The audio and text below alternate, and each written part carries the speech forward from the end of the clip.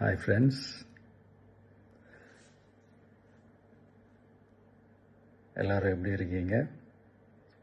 Hi hi hi.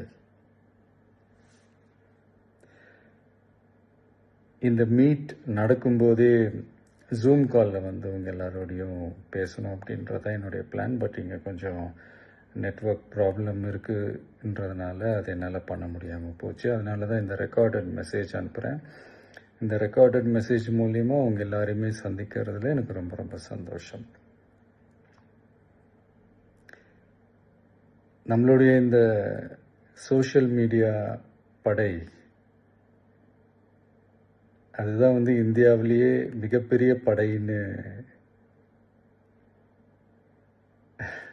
சொல்கிறாங்க.